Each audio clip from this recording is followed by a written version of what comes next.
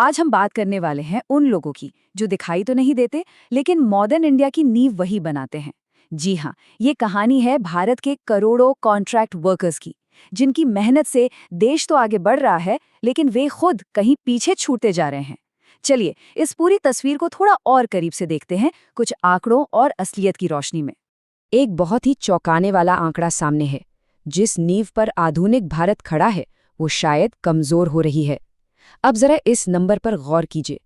2002-03 से अब तक परमानेंट एम्प्लॉयज की संख्या बढ़ी 72%। तो वहीं दूसरी तरफ कॉन्ट्रैक्ट वर्कर्स की संख्या में आया है 292.9% का जबरदस्त उछाल। ये सिर्फ एक नंबर नहीं है, ये इस बात का सबूत है कि हमारे काम करने के सिस्टम में एक बहुत बड़ा बदलाव आ चुका है। और इस बदलाव की जो सबसे कड़वी सच्चाई है वो है खुला भेदभाव। काम एक जैसा, लेकिन फिर भी एक कॉन्ट्रैक्ट वर्कर को एक परमानेंट एम्प्लॉय के मुकाबले 33 से 45% कम तनख्वाह मिलती है। सोचकर देखिए, ऑफिस वही, काम वही, मेहनत भी वही, लेकिन महीने के आखिर में सैलरी में इतना बड़ा फर्क। तो ये जो अदृश्य हाथ है ना, ये अब हमारी इकोनॉमी का एक बहुत बहुत बड़ा हिस्सा बन चुके हैं। देश की जितनी भी फैक्ट्रीज हैं उनकी टोटल वर्कफोर्स का करीब 40.2% हिस्सा इन्हीं कॉन्ट्रैक्ट वर्कर्स का है। यही लोग मशीनें चला रहे हैं, प्रोडक्शन बढ़ा रहे हैं, लेकिन सिस्टम के लिए ये आज भी बस एक टेम्परेरी अरेंजमेंट है। अब ये कोई छोटा मोटा ग्रुप नहीं रहा, ये देश की एक बहुत बड़ी अनदेखी वर्कफोर्स है। लेकिन ये कहानी सिर्फ इन आंकड़ों तक ही सीमित नहीं है। इन नंबरों के पीछे हैं लाखों जिंदगियां, उनके सपने और हर रोज की एक अनिश्चितता की कहानी। तो चलिए अब इन आंकड़ों से आगे बढ़ते हैं और देखते हैं कि इसका असल जिंदगी में मतलब क्या है। और आयरनी देखिए, नेशनल रूरल लाइवलीहुड मिशन और नेशनल अर्बन लाइवलीहुड मिशन, इन जैसे प्रोग्राम्स में काम करने वाले लोग जो देश की करोड़ों महिलाओं को सेल्फ डिपेंडेंट बना रहे हैं, जो दूसरों को गरीबी से बाहर निकालने में मदद कर रहे हैं, वो खुद जॉब इनसिक्योरिटी के साए में जी रहे हैं। मतलब जो दूसरों की लाइवलीहुड पक्की कर रहे हैं, उनकी अपनी नौकरी की कोई गारंटी नहीं है। जरा सोचिए, उनकी पूरी जिंदगी बस एक नोटिस पर टिकी होती है, लास्ट एक्सटेंशन। हर कुछ महीने में कागज का एक टुकड़ा ये तय करता है कि अगले महीने घर का चूल्हा जलेगा या नहीं। ये वो लोग हैं जो देश बना रहे हैं, लेकिन उनकी अपनी जिंदगी की बुनियाद कितनी कच्ची है। चलिए अब एक असली कहानी से इस पूरी व्यवस्था की खामियों को समझते हैं। ये जो नेम प्लेट है, ये झारखंड के उन एग्रीकल्चरल इंजीनियर्स की है जिन्हें 2012 में बड़े अरमानों के साथ अपॉइंट किया गया था। अब जरा इस टाइमलाइन पर नजर डालिए। 2012 में एक प्रॉपर सिलेक्शन प्रोसेस के बाद इनकी नियुक्ति हुई। फिर 2012 से 2022 तक, मतलब पूरे 10 साल इन्होंने संतोषजनक काम किया। और फिर 2022 में क्या हुआ? सरकार, जिसे एक मॉडल एम्प्लॉयर होना चाहिए, उसने एक झटके में इन सबको नौकरी से निकाल दिया। 10 साल की सर्विस का इनाम मिला, बेरोजगारी। और ये भेदभाव सिर्फ जॉब सिक्योरिटी तक ही नहीं है। इस टेबल को देखिए जरा।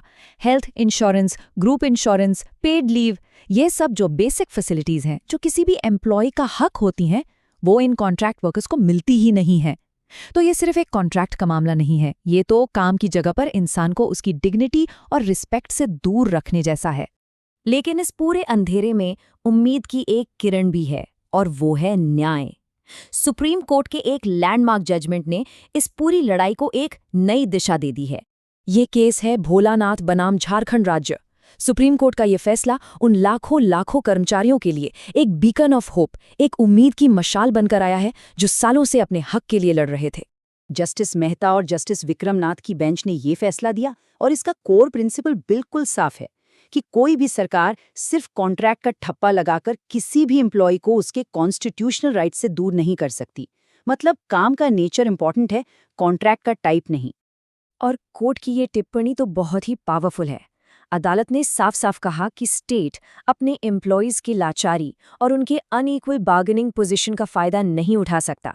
ये एक सीधा सीधा मैसेज है, सरकारों को अपने कर्मचारियों के प्रति जिम्मेदार बनना ही होगा, कोई दूसरा रास्ता नहीं है।